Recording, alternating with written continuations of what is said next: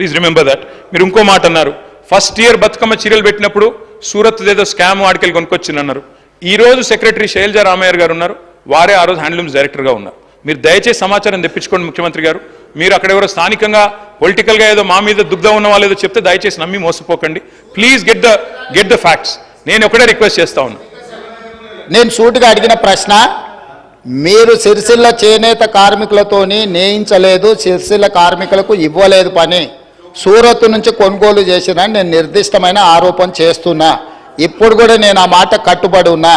ఈరోజు ఎక్కడైతే సూరత్ నుంచి కొనుగోలు చేసిండ్రో వాటన్నిటిని కూడా నేను నిరూపిస్తాను. వారు సూరత్ నుంచి కొన్నరా లేదా సమాధానం చెప్పకుండా ఒక అధికారి పేరుని ఇక్కడ వారు, ఎందుకంటే అధికారుల పేర్లు ప్రస్తావిస్తే అధికారులు సభలోకి వచ్చి మాట్లాడలేరు అధ్యక్ష. అధికారుల పేర్లు తీసుకోవాలన్నా తీసుకోకూడదా, తీసుకోవాలంటే స్పీకర్ అనుమతి ముందస్తుగా తీసుకోవాలన్నా లేదా, ఈ అంశాలన్నీ గొప్ప గొప్ప చదువులు చదువుకున్న ఆయనకు మరి తెలుసో తెలియదో నాకు తెలియదు. నేనైతే కొండారెడ్డిపల్లిలో చదువుకున్నా, తాండ్రలో చదువుకున్నా, వనపర్తిలో చదువుకున్నా, హైదరాబాద్లో చదువుకున్నా, అన్ని గవర్నమెంట్ స్కూళ్ళలో చదువుకున్నా అధ్యక్ష. నేను జడ్పీహెచ్ఎస్లో చదువుకున్నా. నేను గుంటూరు పోలేదు, నేనేమో జ్ఞానం కోసం పక్క రాష్ట్రాలకు పోయి చదువుకోలే. 16 జీవో అప్లై చేసిన, ముల్కీ రూల్స్ అప్లై చేసిన, ఏ రూల్ అప్లై చేసినా తెలంగాణ ప్రతి ఉద్యోగానికి నాకు అర్హత ఉంది అధ్యక్ష. గుంటూరులో చదువుకున్న వాళ్ళకి అర్హత ఉందో లేదో తమరే చెప్పండి అధ్యక్ష.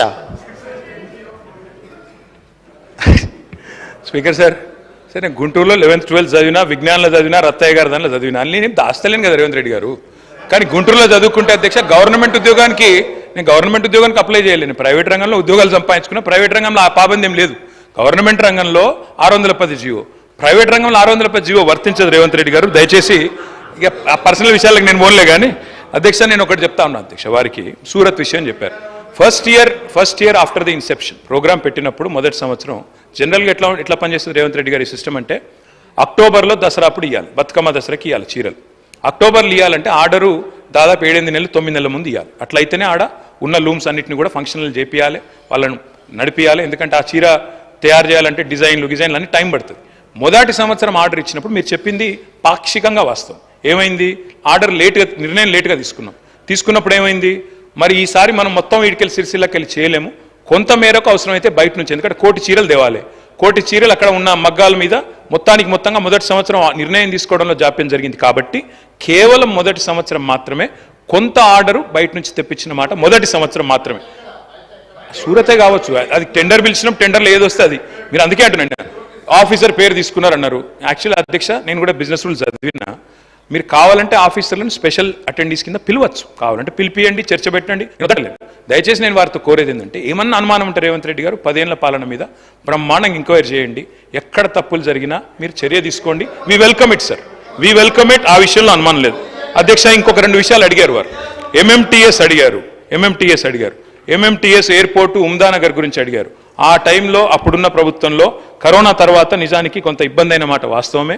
ఆ రోజు మేము ఎంఎంటీఎస్ ముందుకు తీసుకొని పోవాలనుకున్నా కేంద్ర ప్రభుత్వ సహకారం కూడా మాకు ఆశించినంత రాలేదు. ఇప్పుడు మీరెట్లయితే వివక్షాన్ని ఒలిపెడుతున్నారో మేము కూడా గట్లే పెట్టినాం.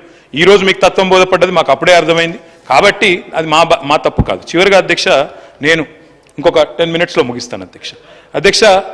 నేను ఇంకొక మాట అధ్యక్ష, నిన్న మొన్న నేను పవర్ డిమాండ్ కూడా చర్చ విన్నాను అధ్యక్ష.